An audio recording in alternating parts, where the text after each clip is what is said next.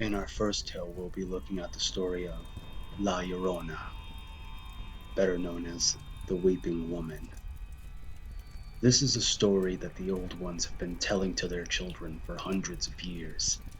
It's a sad, sad tale, but it lives strong in the memories of the people, and there are many who swear that it is entirely true. Long years ago, in a humble little village, there lived a fine-looking girl named Maria. Some say she was the most beautiful girl in the world, and because she was so beautiful, Maria thought she was better than everyone else. As Maria grew older, her beauty increased, and her pride in her beauty grew too. When she was a young woman, she would not even look at the young men from her village. They weren't good enough for her. "When I marry," Maria would say, "I'll marry the most handsome man in the world." And then one day, into Maria's village rode a man who seemed to be just the one she had been talking about. He was a dashing, young ranchero, the son of a wealthy rancher from the southern plains. He could ride like a Comanche. In fact, if he owned a horse and it grew tame, he would just give it away and go rope a wild horse from the plains. He thought it wasn't manly to ride a horse if it wasn't at least half wild. He was handsome, and he could play the guitar and sing beautifully. Maria had made up her mind. That was the man for her. She knew just the tricks to win his attention. If the ranchero spoke when they met on the pathway, she would just turn her head away. When he came to her house in the evening to play his guitar and serenade her, she wouldn't even come to the window. She refused all of his costly gifts. The young man fell for her tricks. That haughty girl, Maria. Maria, he said to himself. I know I can win her heart. I swear I'll marry that girl. And so, everything turned out as Maria planned. Before long, she and the ranchero became engaged, and soon they were married. But after a few years together, the ranchero went back to the wildlife of the prairies. He would leave town and be gone for months and months at a time, and when he returned home, it was only to visit his children. He seemed to care nothing for the beautiful Maria. He even talked of setting Maria aside and marrying a woman of his own wealthy status. As proud as Maria was, of course she became very angry with the ranchero. She also began to feel angry towards her own children, because he paid attention to them and just ignored her.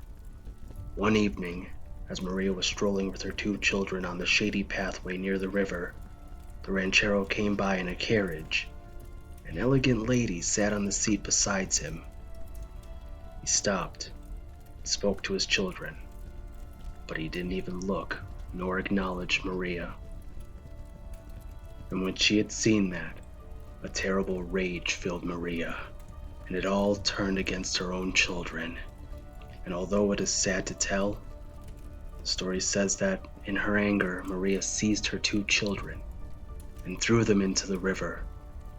But as they disappeared down the stream, she came to and realized what she had done.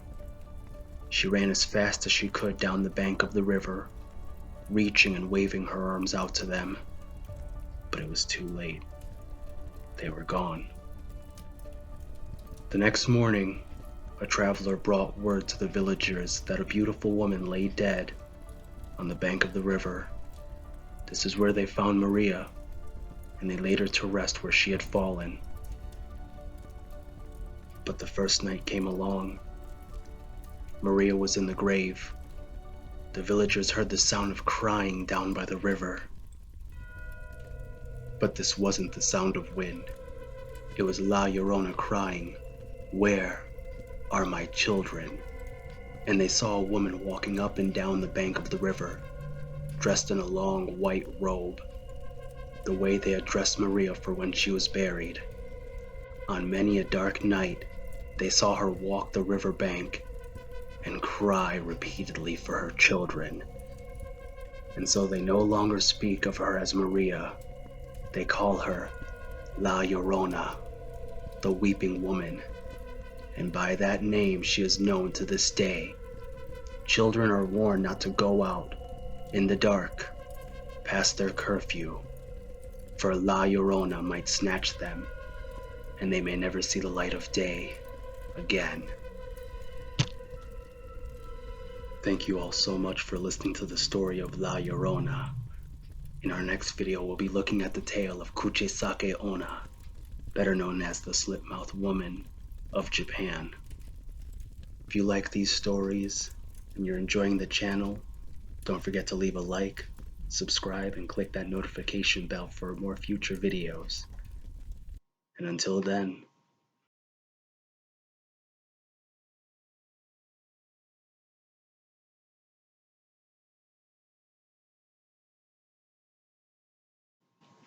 La Llorona es la territora figura de una mujer encongojada de dolor que ahogó a sus hijos y desde entonces acheta por las noches, especialmente a orillas del río.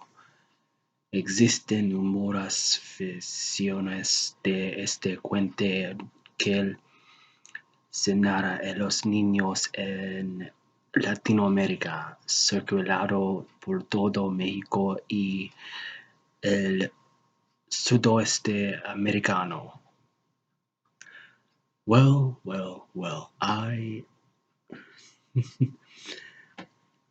I can't read in Spanish to save my life, but it was worth a try.